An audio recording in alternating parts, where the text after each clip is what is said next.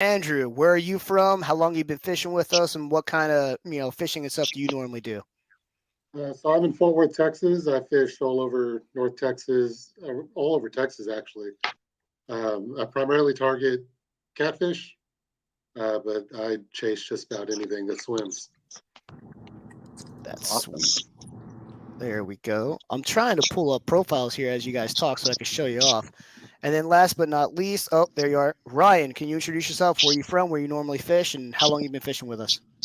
I'm from central Kentucky. I fish lakes mostly here around, like Taylorsville Lake, local around to my house.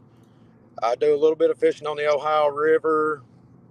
I've been fishing the series for since it started. Actually, yeah, I was here when it started. So, And that's all you got to say? well, I mean, I didn't even hear what all you asked. I'm driving. I actually just went and picked up a new kayak. So, Oh yeah. Ryan's going to be in the new canoe F12, correct? Going forward. yeah, yep. I'm gonna be trying getting I'm gonna be trying to get him into a take two. I have a Jackson take two coming here in the very near future that I'm gonna let a lot of people test run when I'm down at Chick. So I'm just gonna go to Ryan's profile really quick. Go back over to the questions. Let's see here. So Ryan, when I'm not asking you a question, I might toss you on mute because of the background noise. Okay, brother? Yeah, you're good. Okay. So next question up. So Andrew, how did the pre-fishing go? What parts of the lake did you hit? You don't have to be specific. You could just say like high current, low current if you don't want to give any strategy away. What kind of baits did you use, and did you do any head games maybe with posting to social, saying you're on them when you're not? Fishing somewhere intentionally. Maybe throw the scent off or anything like that. No, so I actually didn't really pre-fish a whole lot. I didn't get the kayak out until the day of the tournament. Um, I did bank fish a little bit that Saturday, but it was mainly just scoping things out on avionics and just driving around the lake looking at different things to figure it out. Didn't really play any, didn't post anything on social media. I really don't do that anyways. Uh, just went out there and fished, man. Mark, how was your pre-fishing? It was terrible. The current was ripping. I got to my first spot and I thought it was a great spot. It was right on the outside of a big hole. There was some eddies over there, and I caught two fish in the first 15 minutes in the spot. They were small, but that just means they can only get bigger. And but unfortunately, I didn't get another bite the rest of the day. Oh, and that's how you went out pre-fishing one day. I remember that. And real quick, shout Yeah. out Catfish Sumo for sponsoring this event. I meant to do that right in the beginning. I forgot. Shout out Catfish Sumo for sponsoring this event. And then Ryan, I know you went down for a few extra days. How did your pre-fishing go? Man, my pre-fishing was killer. I caught fish everywhere I went. Every way I tried to fish, I caught fish. Bumping, dragging, suspend fishing, anchoring up, casting out, fishing ledges, fishing holes. I literally caught fish every time I stopped my kayak. Every ramp I used, I was down for what was it, 5 days total. And I mean, I could not catch fish. That's nice. And then we'll get to your day of when Ryan had a great pre-fishing, but day of something happened to him that normally never happens to him. So when we get back to that part, I'll hit you up and ask you that question. All right, moving on. So past the pre-fishing, the meet and greet. Andrew, did you like the meet and greet? Where are you gonna? Well, I guess I shouldn't ask this. Will you go again? Because I'm making it mandatory going forward. But I'll explain that in a second too. But did you like the meet and greet? Did you like how there was bait there? Did it alleviate any anxiety? Maybe not having bait for the tournament, but having it there the night before, fresh, caught, etc. Yeah, having the bait there was really nice, especially I came from so far away and didn't get to really pre-fish, so I didn't get to catch a whole lot of bait. So having it there was nice. The meet and greet was good. I enjoyed it. Nice to actually talk to other anglers instead of just showing up at the boat ramp, talking for a few minutes, and then leaving. So it was really cool. That was nice. Mark, what were your thoughts on the meet and greet? I thought the meet and greet was amazing. You know, Catfish Sumo Daniel over there, he's doing a lot for this trail, and it was really nice to be able to just see him again and talk with him and meet all the anglers. You know, Andrew, you know, it was nice to meet you there, and you know, because a lot of times, you know, we're launching from different spots. You don't always get to meet and talk to the other anglers, so it was nice to, you know, meet Andrew and speak with him and talk to him about how I'm going to move to Houston one day.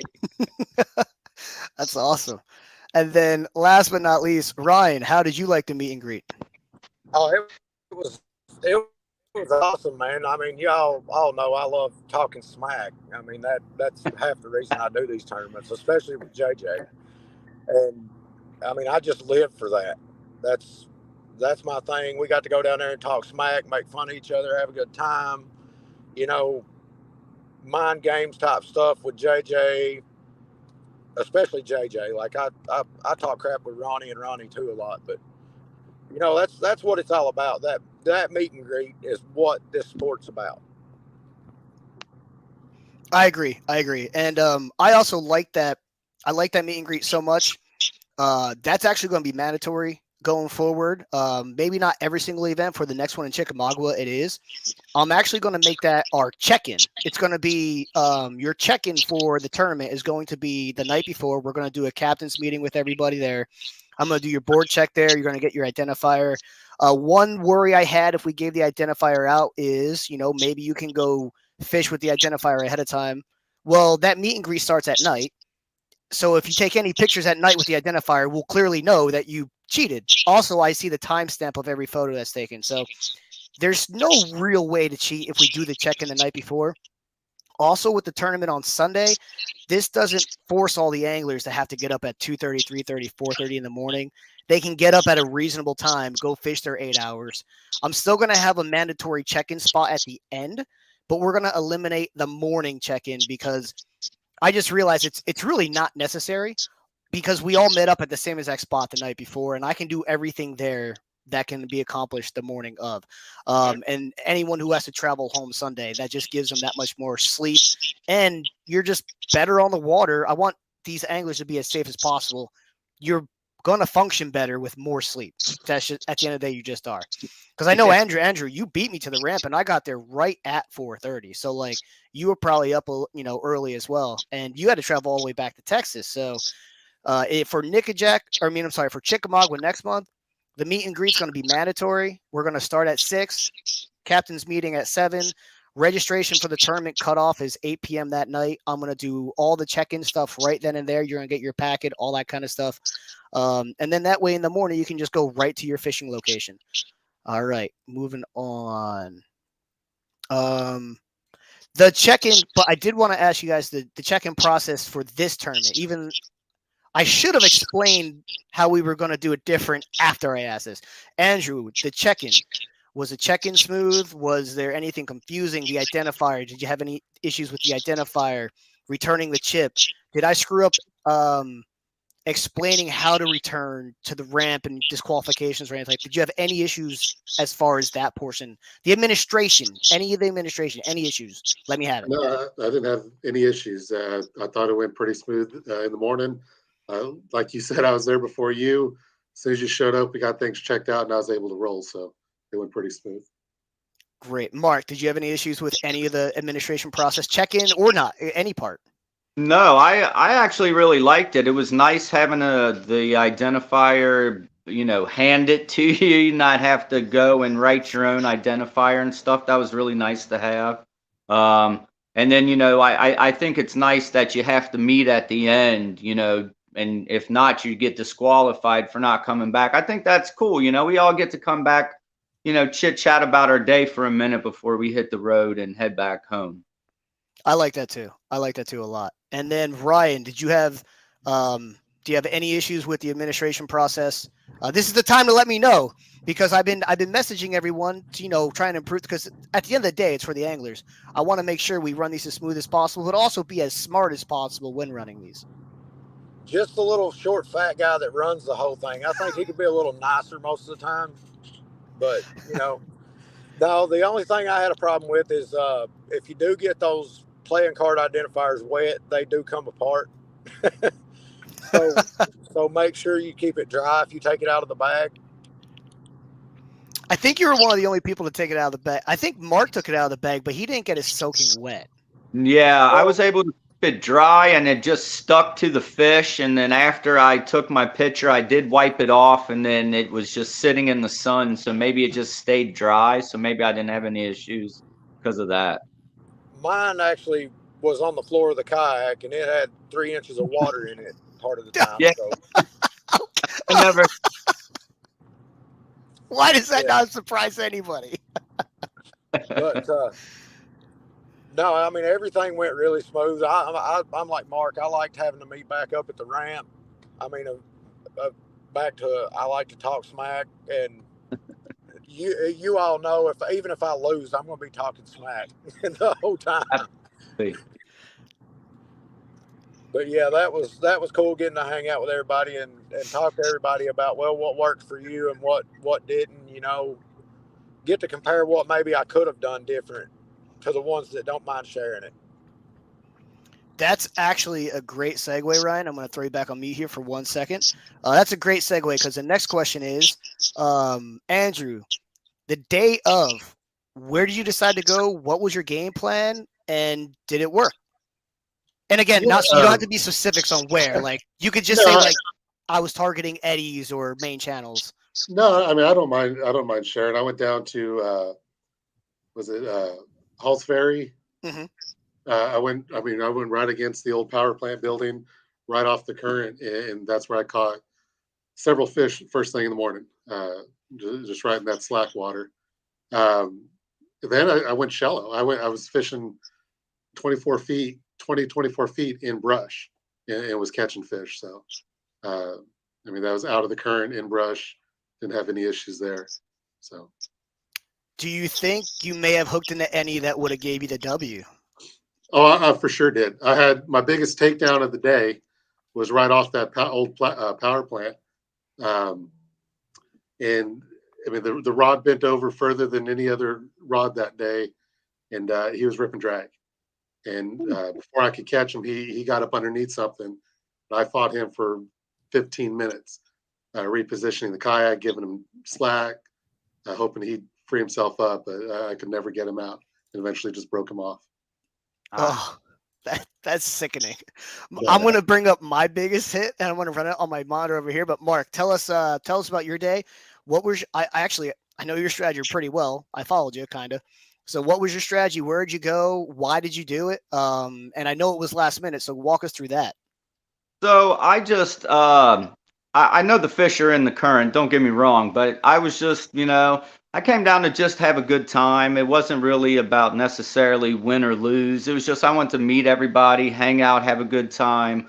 So on the day of the tournament, I wanted to get out of the current. So I wanted to find something that was, some slack water or something. I was really looking for back creeks, and there just didn't seem to be a whole lot down there, or just not being experienced from being down there, not knowing where to go. But ended up going right above Nickajack Dam. And I was actually, I tried fishing ledges, caught a bunch of channel cats. I submitted one just because I didn't want to get skunked on the tournament. But then I decided to start dragging through some holes, and I started catching them like every drag through the hole. So I just kept doing the same thing until I didn't catch fish anymore, which was at the end of the tournament. That's awesome. And then I'll piggyback off of that before I go to Ryan. I did fish the day of the event, right at the end when we were all about to launch, because I was just going to launch at the check-in. Mark came up to me. He was just like, yo, man, I don't want to mess with this current. And I'll be honest, I really didn't want to mess with the current either.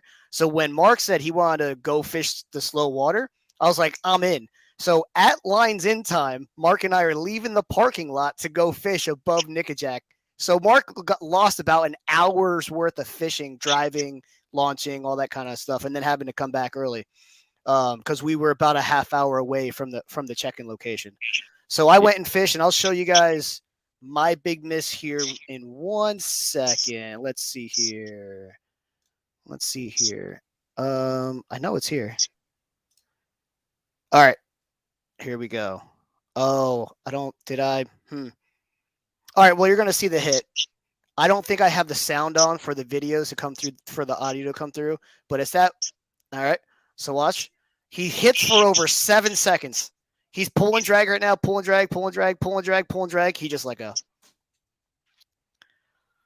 Yep. That was the biggest fish I never saw. So unfortunate, boo-hoo for me. Heartbreaking.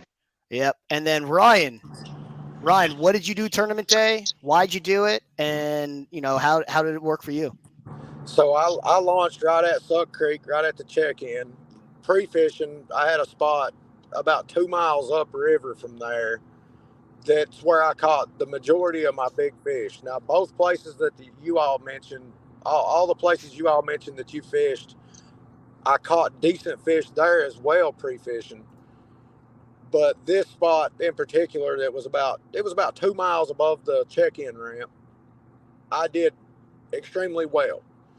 I knew there was a spot below the ramp where I could go get 3 small ones in like 10 or 15 minutes. And that was part of my mental strategy against everybody else, is if you hurry up and post your 3 in the first 5-10 minutes of a tournament, you're already getting in those guys' heads. They're like, oh, well, look, Bortz is already on them. They beat themselves sometimes.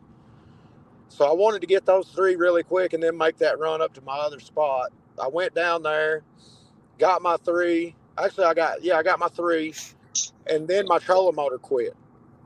I was stuck in spot lock mode. So I had Chris come over. Chris unhooked my battery and reset my trolling motor because you can't reach it from my seat. So he comes over, resets that for me. Nothing. So I just end up hard anchoring all day on that one spot. I would pick my anchor up and drift back about 50 feet and sit there. And pick my anchor up and drift back about 50 feet and sit there. And finally that quit working. So I paddled about 50 yards back upriver, which was a mess with my kayak being as heavy as it is. Got up there, anchored back down, and I told Chris, I'm just going to sit here the rest of the tournament. Like, there's a brush pile here. I'll sit here the rest of the tournament. It'll either pay off or it won't. And I ended up losing about a 40-inch fish right at the side of the kayak right after I said that. So that kind of disheartened me. I put my rods back out, kind of slumped down the seat like I was going to take a nap. And then the next thing I know, I'm getting dragged out in the middle of the river on a hard anchor. And that ended up being big fish of the tournament. So that's too funny. So you have this great kayak. You have everything, 50 amp hour battery, 100 amp hour battery. You have everything you could possibly need. And then you end up getting stuck in one spot and winning the tournament for one stop, which is pretty incredible. And anybody that knows me knows I hate anchor fishing with a passion. Like, I would rather take a beating than to have to anchor fish for an entire tournament. Speaking of which, funny story about hating certain styles of fishing. It's not so much that JJ hates this style of fishing, kayak catfish. He went and fished. I'm not going to announce what he did, but he went and fished an area that when he told me about it, I'm like, oh, that's a really good idea. And what ended up happening with him was he was fishing. He had 95 inches on the board in the first 15 minutes. It was insane. But then a bank fisherman came and started casting over his lines where he was fishing, and he couldn't fish there anymore. So I honestly can't wait to see that video and see how that all played out. But he had a great strategy, and you'll see the video. I believe he'll post a video. But yeah, that I can't wait to see how he handled.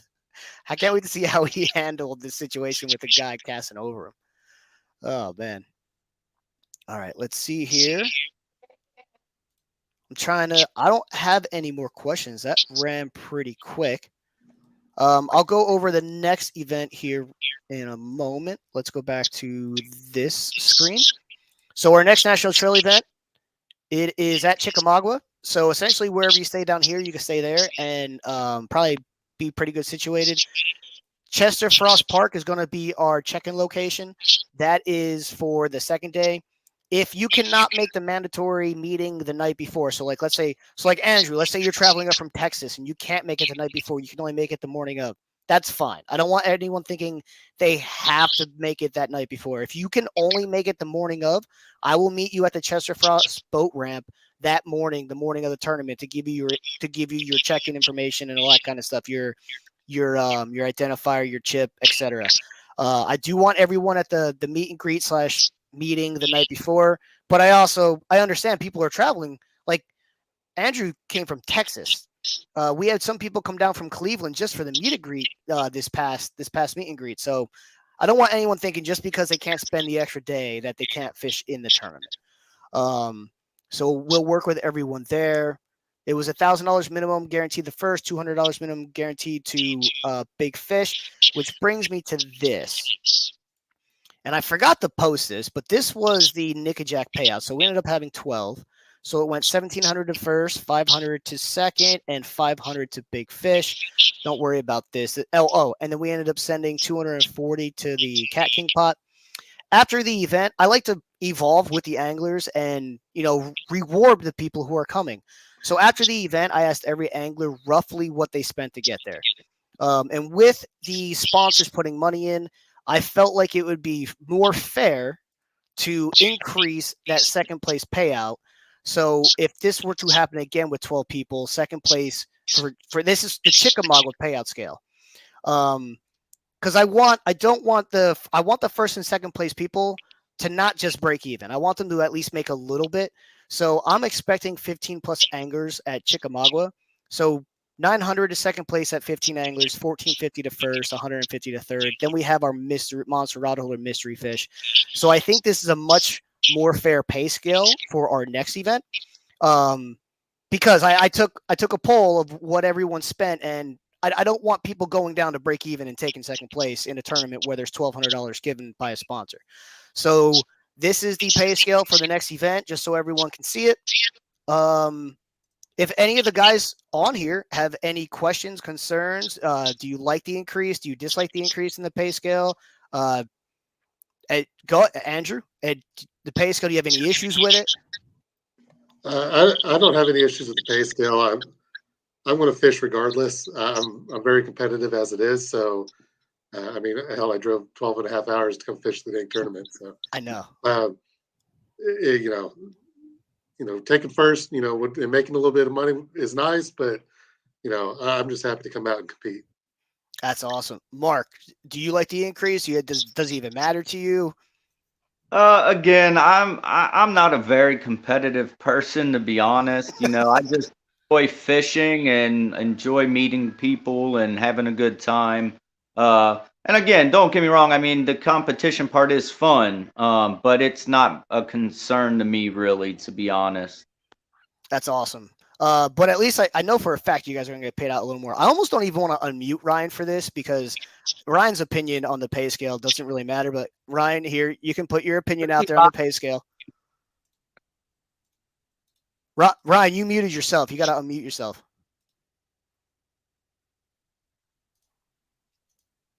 Well, this might work out perfect because I'm trying to unmute him and he's not coming unmuted.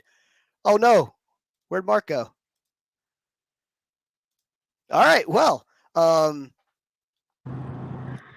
there he is. All right, Ryan, what's your opinion on the pay scale? Yeah. Winner take all. Yeah, that's never gonna happen. That's never gonna happen. So I've said it. I've said that every tournament we've ever had, though.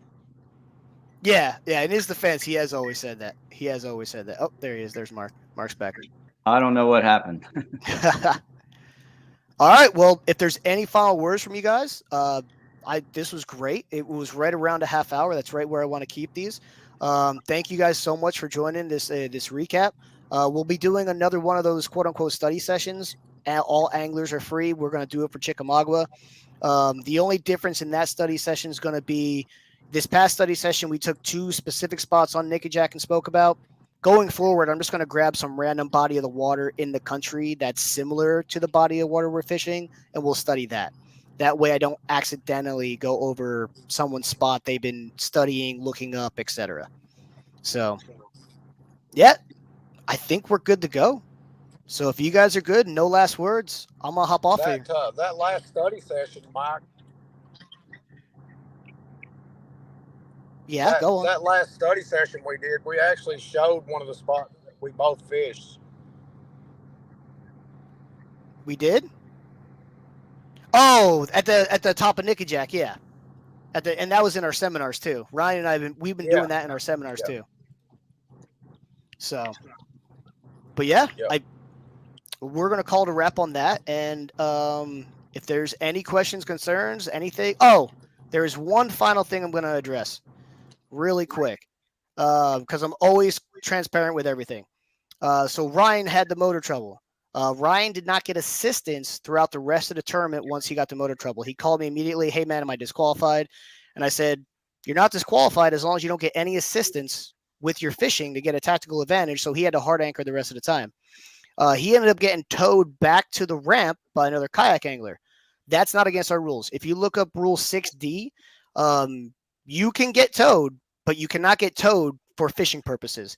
He got towed back to the ramp at the end. I know that rubbed a couple anglers the wrong way. They asked me like, "Hey man, he would never have made it back." That's not really true. Ryan was 5 minutes away from the boat ramp. He could have docked his kayak and walked up in 10 minutes. He would have been back at check-in regardless. But our rules do state, as long as you're not gaining a technical advantage while fishing, you can get towed back to the ramp. That's in there for safety reasons.